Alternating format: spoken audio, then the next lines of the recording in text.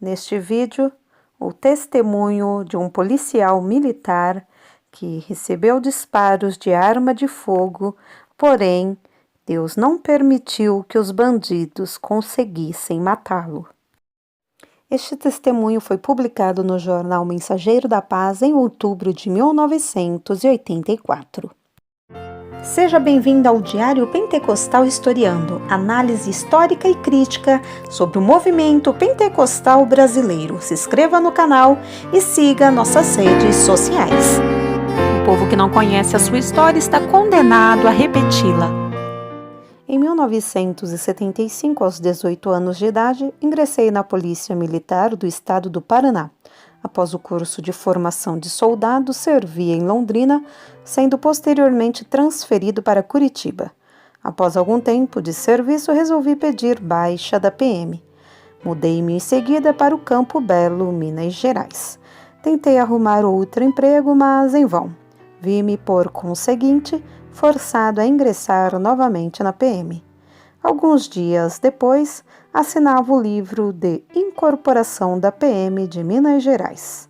Fui servir em Lavras e, posteriormente, enviada à cidade de Nepomuceno, onde permaneci até março de 1981. Em seguida, fui destacado para servir em Campo Belo, onde morava. Um estranho pressentimento. Na manhã do dia 3 de junho de 1982, senti um estranho pressentimento. Parecia que a morte aproximava-se de mim. Ao sair para o trabalho, às 11h30, beijei repetidas vezes minha esposa Ruth e meus 2 filhos, Alexandre e Alessandra. Não queria deixá-los. Até parecia que eu estava vendo num último adeus. Beijei-os uma vez mais e saí para trabalhar. Aparentemente, teria um dia normal de trabalho sem qualquer incidente sério.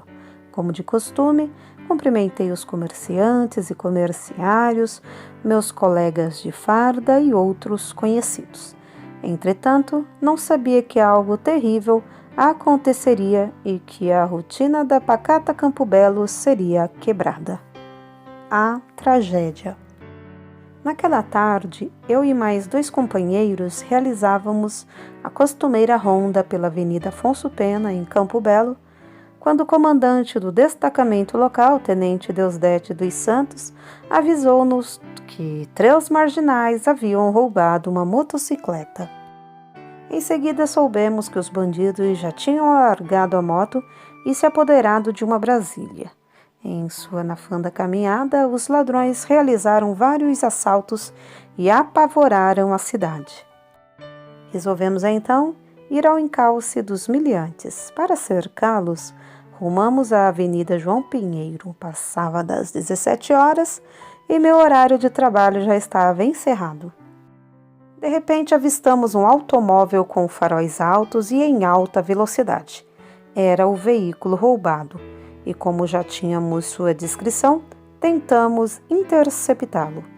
Meus companheiros saíram em um Fusca e eu em um Jeep Toyota.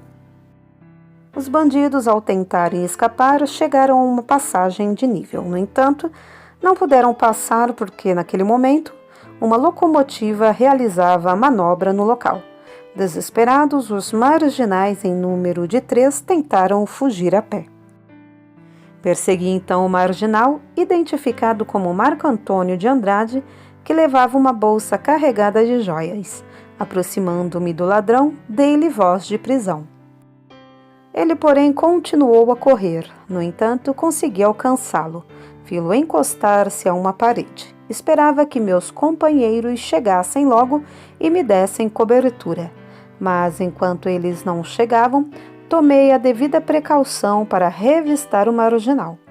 Entretanto, o outro bandido chamado Edstone, que fugira para outro lado, aproximou-se sorrateiramente e aplicou-me um violento golpe de punhal pelas costas. Não resisti ao ferimento, caí. Aproveitando-se da oportunidade, Marco Antônio sacou um revólver calibre 32 e disparou 5 tiros na minha direção. 2 balas alojaram-se no tórax, uma perto dos rins, outra foi parar em cima do coração e uma outra penetrou as axilas. Completamente atordoado, não pude fazer uso da minha arma. Esvaindo em sangue, desmaiei. Minutos depois, ao despertar, estava todo ensanguentado. A sede me atormentava. Naquele momento, ouvi uma música suave, etérea, que me tirou toda a dor. Levantei-me e procurei ajuda, mas as ruas estavam desertas. Tentei telefonar, todavia não pude falar, porque o sangue me sufocava. Porém, minutos depois, fui socorrido por um conhecido chamado Dilson, que me levou ao hospital. No hospital de Campo Belo. Cheguei ao Hospital São Lucas, mas não pude ser operado, pois a mesa operatória estava ocupada por uma gestante. Removeram-me à Santa Casa de Misericórdia, onde os médicos consideraram meu estado crítico. Fui submetido a vários exames de raio-x. Tentaram estancar a hemorragia, porém não conseguiram fazê-lo. O diagnóstico era tétrico. Eu tinha 3 dias de vida. A Santa Casa de Campo Belo não tinha UTI. Por isso, os médicos resolveram transferir-me de hospital. Colocada em uma ambulância, levaram-me para Lavras. Durante o percurso, recebia soro e sangue. E à medida que a transfusão ia sendo feita, o mesmo sangue se perdia através de meus graves ferimentos. Após 10 minutos de viagem, toda a parte elétrica do veículo entrou em curto-circuito. Tivemos então que enfrentar a escuridão noturna. A viagem poderia ser feita em 40 minutos, todavia, gastamos mais de 2 horas. Eu ali sofrendo já as ânsias da morte. No Hospital Vaz Monteiro. Os médicos do Hospital Vaz Monteiro de Lavras estavam de prontidão à minha espera. Desanimados, eles julgaram o meu caso perdido. Várias balas foram extraídas. No entanto, uma ficou alojada perto dos rins e, em consequência desse projétil, formou-se um abscesso dentro de mim. A febre aumentava terrivelmente. Extraíram a bala, contudo, meu sofrimento aumentava. No dia 17 de junho, melhorei um pouco, e com isto os médicos ficaram um pouco otimistas e resolvendo me tirar do CTI. No entanto, em consequência da deteriorização do meu estado, tive que voltar novamente para o CTI. O abscesso transformou-se em uma fístula que estava comendo todo o meu intestino. As radiografias mostravam que minhas vísceras estavam totalmente corcomidas. Eu estava perdendo muito sangue. A morte se aproximava. Os médicos então pediram ao pastor Antônio Cerqueira, da Assembleia de Deus de Lavras, que viesse ao hospital e trouxesse consigo minha família. Meus familiares esperavam encontrar-me no necrotério do hospital. Minha morte estava prevista para as 16h30 daquele mesmo dia. Os médicos, tentando aliviar o meu sofrimento, deram-me um poderoso sedativo que, no entanto, não fez efeito. Naquele momento, notei que os que me cercavam estavam desolados, desanimados. Meus colegas de farda deixavam o quarto com uma expressão de desalento.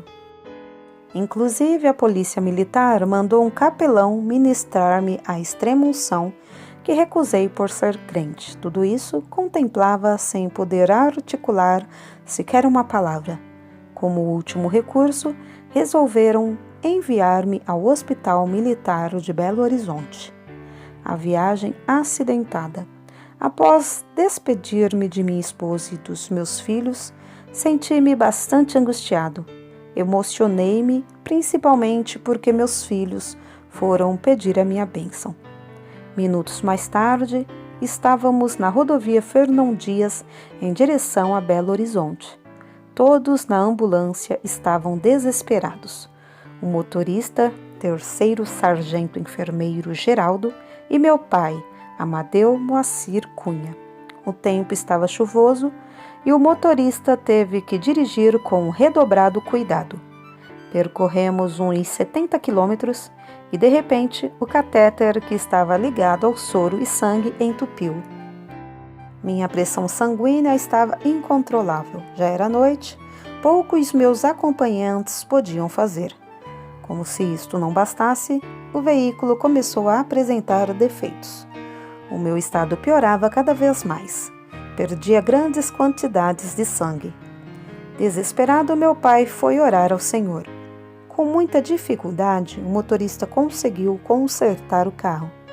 Tivemos então que seguir à cidade de Oliveira, onde o hospital local concedeu-nos outra ambulância em melhores condições, e assim seguimos a Belo Horizonte. Chegando a Belo Horizonte, fui imediatamente conduzido ao CTI do Hospital Militar. Os médicos disseram ao meu pai que fosse a uma pensão e deixasse o número de telefone para que pudesse ser chamado a qualquer momento, pois o meu caso era realmente grave. Para eles, eu não passava daquela noite.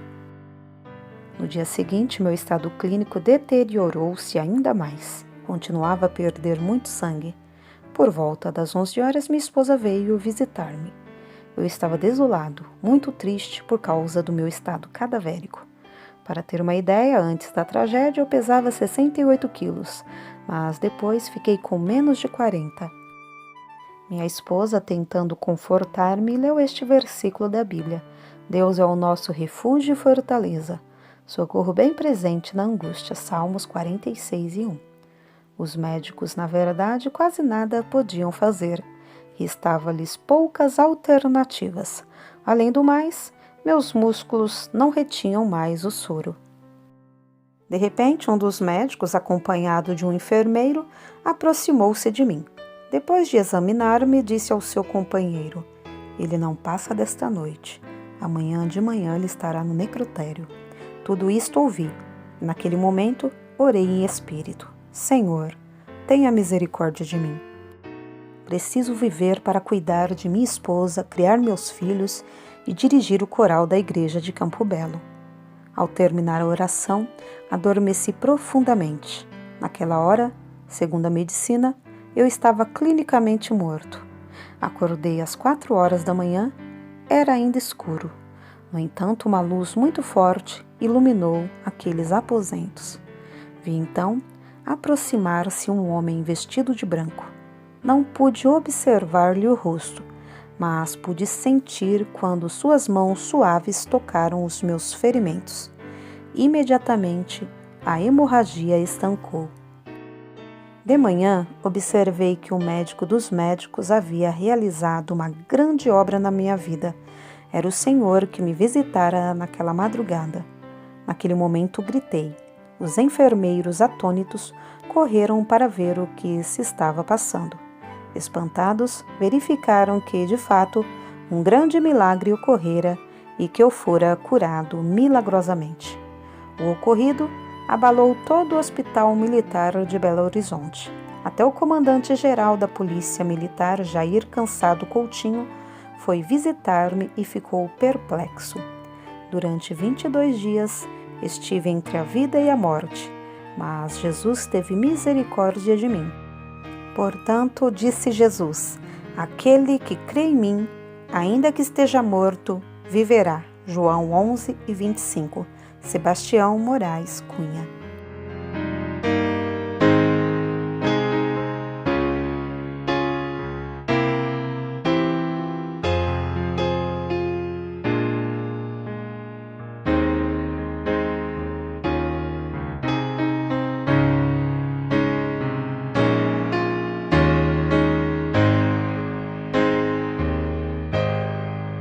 Porque nada podemos contra a verdade, senão pela verdade. Segunda carta aos Coríntios 13:8. Se você gostou do conteúdo deste vídeo, se inscreva no canal, deixe o seu joinha, compartilhe e ative o sininho para receber do YouTube as notificações dos novos vídeos.